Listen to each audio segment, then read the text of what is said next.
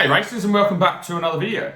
Today's video is my top 4 exercises or strength training exercises for motocross and enduro riders. So the biggest challenge that we have as racers is there's a million different exercises you could be using. And there's probably a million videos out there like this which tell you to do a whole heap of different exercises. You've got someone saying, hey, do core work and just do body weight work and don't lift weights because you're going to get too big. And some people are saying, hey, just work the muscles that get sore on the bike. So if you get sore legs, do some leg extensions. You got other people saying don't do arm exercises because you're going to get arm pump. You got other people saying do arm exercises because that's going to help with your arm pump. You got some people saying don't do weights at all and just do cardio. So I think we can all agree that we could all benefit from being stronger on the bike. The stronger you are on the bike, the easier it is to move the bike around. You've got a 100 kilo bike there, so it makes sense. If you can get your body stronger, the 100 kilos feels lighter. If it feels lighter, you're not going to fatigue as quickly. You don't fatigue as quickly. You can ride harder for longer. Okay, so I think we can all agree on that, is that getting stronger is going to benefit you on the bike. It's just how do we approach that and how do we tackle it and which exercises are the best. So, the best exercises that we have to use. I'm going to give you the exercises first, and then I'll go through why. So, best exercises to start with are movements like barbell deadlifts, barbell back squat, barbell bent over row, and barbell overhead press. Okay, they are my top 4. If I had to narrow it down to 4 exercises, if you could only give me 4 exercises out of everything that's available, they are the ones that I would start with for majority of them.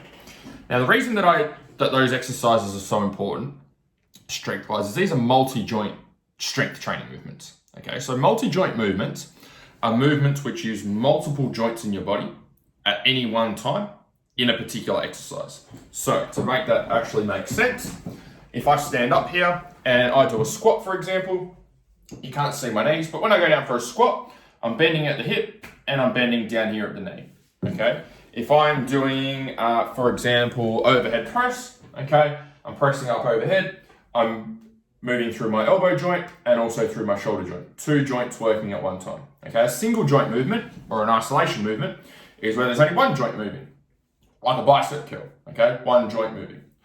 Tricep extensions, one joint moving. So the reason that we want to use multi-joint movements is because that's how our body works on the bike. When your body's on the bike, you've got your elbows bending, your shoulders bending, your hips bending, your knees bending, ankles bending. Everything is working together as one unit.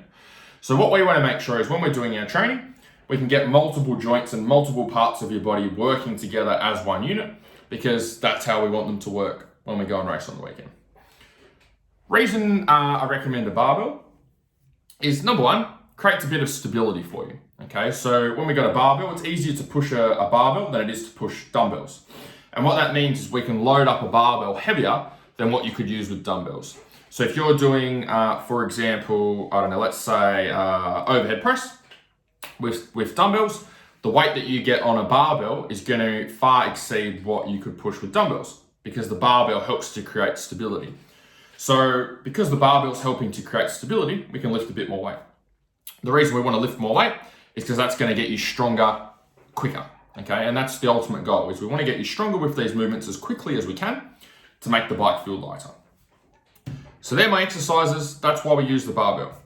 Now, some common mistakes that I see with how people strength train for riding and racing. The big one, the one that I see all the time, is isolation work and bodybuilding splits.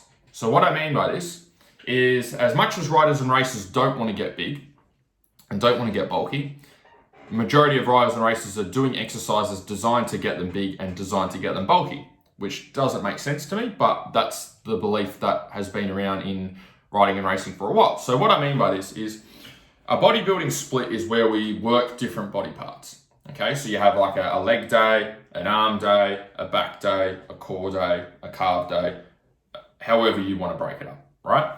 And so the problem with working in isolation is your body's not working like this on the bike. Okay, so when I'm riding the bike, I'm never doing a single joint movement. Okay, there's never just my bicep working and my elbow working at once. Okay, even with a leg extension, you can't see my legs. Try and get them up as high as I can. Right, doing a leg extension and just bending at the knee. We never have, okay, or very rarely do we have one muscle group, okay, working at one particular time when we're on the bike. So when I'm on the bike and I'm in the attack position, for example, going into a corner, right? I've got my arms working. I've got my forearms working. I've got my wrists, my hands working to hold on. I've got my arse working. I've got my quads working. Got my hamstrings working. Got my calves working. Got my upper back working. Got absolutely every muscle working. And that's why riding and racing is so hard and so physically demanding. And you get super sore the next day if you haven't done the proper training. It's because every muscle group is working really, really hard to keep you on that bike and to move the bike around. So when we train during the week, we want to train our whole body as one muscle. Okay, and the way we do that is through multi-joint movements, through those 4 movements that I just said are a good start for you. If you're training and trying to smash each muscle group separately, that's not how your body works on the weekend. Okay, your body's not working in individual muscle groups. It's all working together. So we want to make sure we train it the same way during the week as we want it to perform on the weekend. So how do you do that? Use those multi-joint movements. What this means, when you use multi-joint movements and you use the appropriate weight, you can train these movements multiple times per week. You can squat 2 or 3 times per week. You can do bent over rows 2 or 3 times per week. Deadlifts 2 or 3 times per week. You're not limited to just one day of doing legs and one day of doing arms, okay? If you're using the appropriate loads for these movements, you can train them multiple times a week, which means you get really strong and really good at these movement patterns really, really quickly, and you see really fast results and progress when you get out on the bike. Second thing is, some riders think cardio is their strength work. So the amount of times I've heard riders go, oh yeah, like I need to build up some strength in my legs, so I've started cycling. Cycling is not a strength sport, okay? Cycling is not going to build up your leg strength. Now, if you've done no training before and you come off the couch, then yeah, doing some cycling probably is going to be a strength workout for you. But if you've been doing strength work, you'll know that cycling is not a strength sport, okay? It's not going to build up adequate strength in your legs compared to, say, doing heavy back squats, okay? Cycling on a push bike or doing heavy back squats. The person doing heavy back squats is going to have way stronger legs than the person cycling on the bike. So if you have a reasonable level of fitness already, the cycling is going to be your cardio work, okay? It's not a strength workout. Your strength work is lifting weights, okay? That is strength work. Cardio, going on a cycling bike, going on a assault bike, going on a rowing machine or going for a run are not strength movements, okay? Not strength exercises, they are cardio exercises, conditioning exercises. So that's the second thing is you need to have both. You need to have a mix of cardio and strength work, okay? Working simultaneously on both of those together. Third thing, common mistake that I see is that people think size and strength come together. And this is a big one as well. A lot of riders think that to get stronger, they have to get bigger. And if they're getting bigger, they're getting stronger. And that's not true. So it is true that if you gain strength, you will gain a level of muscle mass, okay? But the ratio of muscle mass that you gain is dependent on the types of exercises that you do. So there's 2 ways that you can get your body stronger, okay, and lifting more weight. Is number 1, we can break down muscle fibers and tear muscle fibers. So all of our muscles, okay, so let's take my bicep here, for example, is all made up of these little strands of muscle fibers.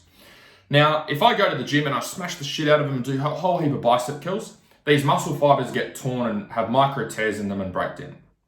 We then rest it for a week until we train it again the next week, and it recovers, comes back a little bit bigger and a little bit stronger, okay? And that's one way of getting stronger and being able to move more weight. The second way is instead of tearing those muscle fibers and working them to failure all the time, we make those muscle fibers more efficient, okay? And the way we make those muscle fibers more efficient is we use multi-joint movements instead of isolation movements, okay? So again, using deadlifts, squats, overhead presses, bent over rows, and even bench press as well, okay, with a barbell. So we need to make sure that we are focusing on making these muscle fibers more efficient rather than making them bigger. Now, when you do make them more efficient, they are going to grow a little bit, okay? You are going to be a little bit more defined. But what decides whether you get this much muscle growth or this much muscle growth is purely the exercises that you choose to use. So bodybuilder, when you look at a bodybuilder, for example, and a powerlifter, so a powerlifter is someone who does deadlifting, bench pressing, and squatting as part of their sport. That's their measurement of progress. A bodybuilder is someone who purely bases their performance on size and how they look. A powerlifter is always going to be stronger than a bodybuilder, okay? But not necessarily the powerlifter is going to be the same size as the bodybuilder. If you looked at them both together, you'd probably think that the bodybuilder is a lot stronger because he's got more muscle mass and he looks more chiseled than a powerlifter. But the powerlifter is going to be able to lift a lot more weight. okay? And the reason is because of the types of exercises that they use. So don't think that to get stronger, you have to be getting bigger, okay? That's not the case, okay? And to get bigger, you have to be able to get stronger. Not always the case, okay? Focus on building strength. Focus on doing your deadlifts, doing your squats, bent over rows, overhead presses, and getting really, really good with those movements. And what you're gonna find is you're not gonna blow out and get super massive. You're just gonna find that you can ride the bike for longer periods of time. So hopefully you found this video helpful today. If you'd like some help building strength for your riding and racing, feel free to apply to work with me. Either click the link up here or down here to apply. Otherwise, hopefully you found this video helpful, and I look forward to putting some more together for you. See you guys.